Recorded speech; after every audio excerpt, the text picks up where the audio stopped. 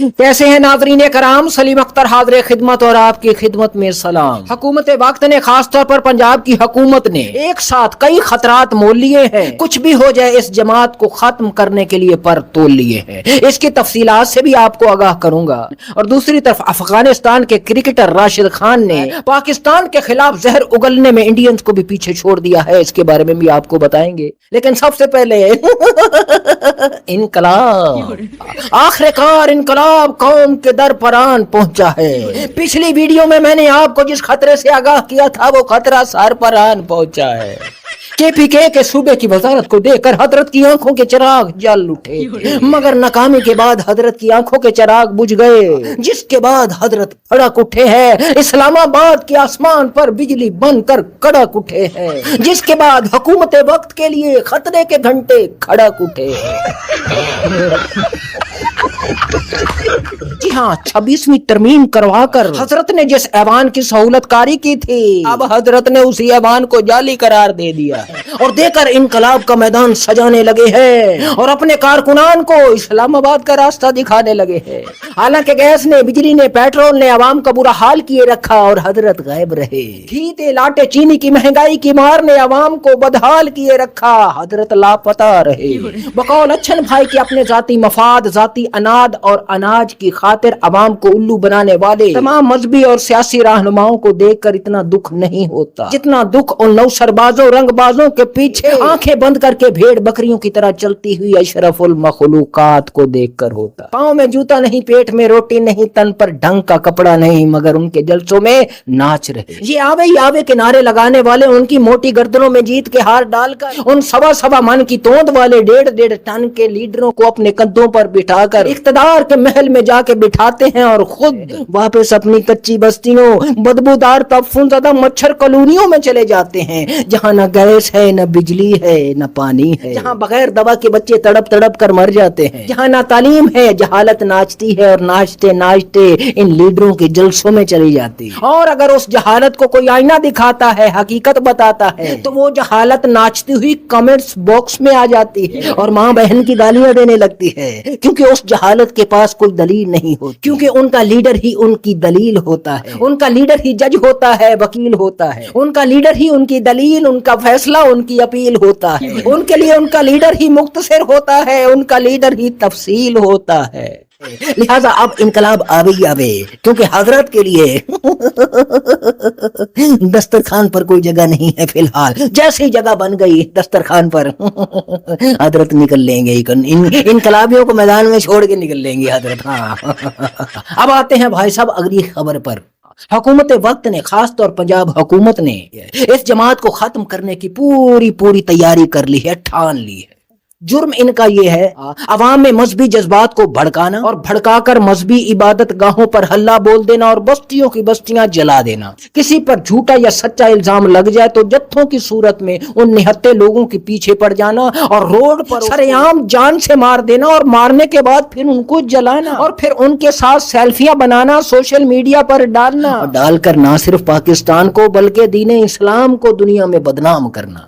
ये जो जुर्म बताया गया है, मेरे ख्याल में पाकिस्तान का कोई भी शख्स जो सीने में दिल रखता है, इंसानियत थोड़ी बहुत भी रखता है, तो वो इस जुर्म की हिमायत नहीं करेगा। ये बजा है, मगर बहुत सारे तज्जियाकार ये सवालात उठा रहे हैं कि भैया जब ये लोग ये सब कुछ कर रहे थे उस वक्त इन्हें खुली छूट दे रखी थी। ये बंदों को मारने के बाद किसी जंगल में, किसी पहाड़ों में दहशतगर्दों की तरह गायब नहीं होते थे, शहरों के अंदर ही अपने मराकज में चले जाते थे, मगर हुक्मरान तो उस वक्त इनके खिलाफ कुछ नहीं कर रहे थे। इनके खिलाफ कार्रवाई उस वक्त की गई है जब ये इसराइल के खिलाफ या फलस्तीन के हक में अपना एक मार्च लेकर झूठा या सच्चा निकले थे। इसे देखकर लोग शको शुबहात में पड़ गए हैं कि इस जमात के जो जराइम हैं शायद उनकी सजा इनको नहीं मिल रही, बल्कि इनको बकौल तनकीद करने वालों के इनको शायद रास्ते से اس لیے ہٹایا جا رہا ہے، راستہ ہموار اس لیے کیا جا رہا ہے کہ مستقبل میں کچھ فیصلے کرنے ہیں، ان کے لیے یہ راستہ ہموار کیا جا رہا ہے۔ اور دوسری طرف کہا جا رہا تھا کہ ان کی جماعت کی طرف سے جمعے کو ہڑتال کا اعلان کیا گیا تھا۔ میں نے کہیں بھی نہ کوئی ہڑتال دیکھی ہے، نہ کوئی معاف کیجیے گا کوئی احتجاج دیکھا ہے، کسی کی طرف سے کوئی احتجاج نہیں دیکھا۔ ہر جگہ دکانیں کھلی ہوئی تھیں اور کھلی ہوئی دکانوں کے سامنے میں نے چندے کے ڈبے ضرور دیکھے ہیں بھائی، ہاں چندے کے ڈبے ضرور دیکھے ہیں۔ اس چیز کو سمجھیے گا میں کیا کہہ رہا ہوں بھائی، ہاں چندے کے ڈبے وہاں موجود تھے، مگر ان کے حق میں نہ کوئی نعت خواں باہر نکلا، نہ کوئی پیر فقیر باہر نکلا ہے، نہ کوئی گدی نشین باہر نکلا ہے۔ ہم نہیں کہتے کہ ان کو باہر نکل کر کے ریاست سے ٹکرا جانا چاہیے تھا، مگر میں نے ایک بات نوٹ کی ہے، ہاں جی، عوام کے خلاف یہ سارے نکل آتے، غریب عوام کے خلاف، جی ہاں، یہ فتوے لے کر یہ مولوی سارے باہر نکل آتا۔ تمام مولوی حضرات سے گزارش ہے کہ بھائی اپنے فتووں پر بھی اب تھوڑا سا کنٹرول کر لیجئے، جس طرح اپنی زبان پر آپ نے اس وقت کنٹرول کر رکھا ہے اور بہت اچھا کنٹرول کیا ہے۔ شر نہیں پھیلانا چاہیے، عوام کے خلاف بھی اب آپ کو شر نہیں پھیلانا چاہیے، کیونکہ میں ایک بچی کو جانتا ہوں، راتوں کو ساری رات اگر ڈیک لگے رہتے ہیں، بلڈنگیں ایسے کانپتی ہیں، ان ڈیک بڑے بڑے، میرے قد سے بھی بڑے بڑے، اس مکان کے جتنے ڈیک لگاتے ہیں، اور 3 بجے یہ پوری عمارتیں ایسے ہلتی تھی۔ ہمارے یہاں 4 بچیاں تھیں، ان کا والد صاحب تھا، وہ ساری بیمار تھی بچیاں، پتہ نہیں کوئی خاندانی بیماری تھی بیچارے کو،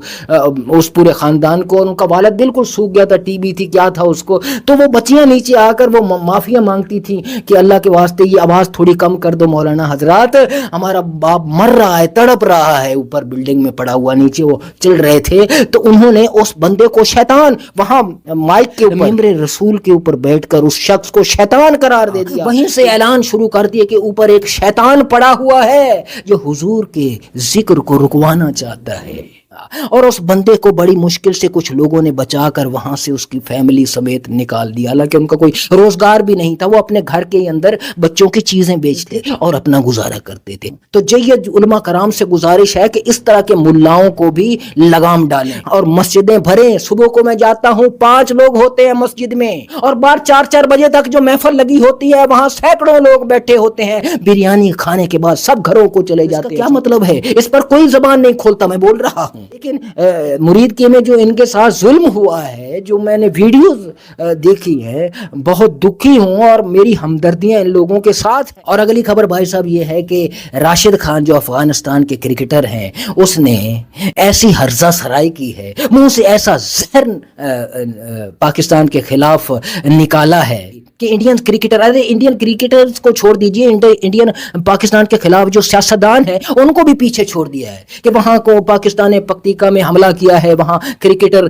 کوئی ینگ کرکٹر جو ڈومیسٹک کھیلتے ہیں وہ مارے گئے ہیں،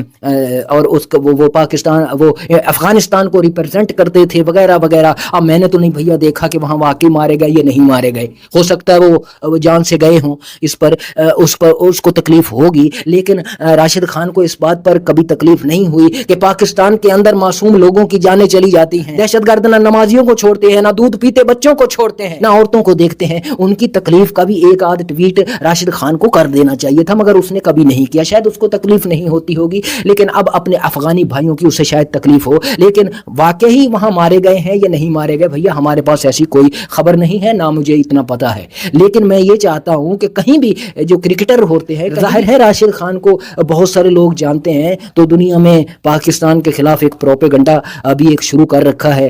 خاص طور پر ظاہر سی بات ہے انڈیا کے بہت زیادہ وہ قریب ہیں، انڈیا کے تو بہت قریب ہیں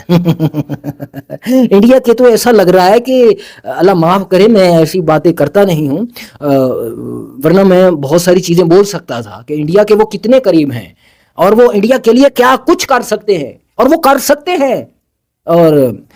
لیکن میں ظاہر سی بات ہے ان الفاظ کا استعمال نہیں کر سکتا، ان چیزوں کو آپ سے ڈسکس نہیں کر سکتا۔ تو سجنوں بیلیو بھائیو بہنوں، یہ تھی آج کی ویڈیو، اور آپ کو پسند آئی ہوگی، امید ہے۔ لائک کرو، شیئر کرو، سبسکرائب کرو چینل کو۔ پاکستان زندہ باد۔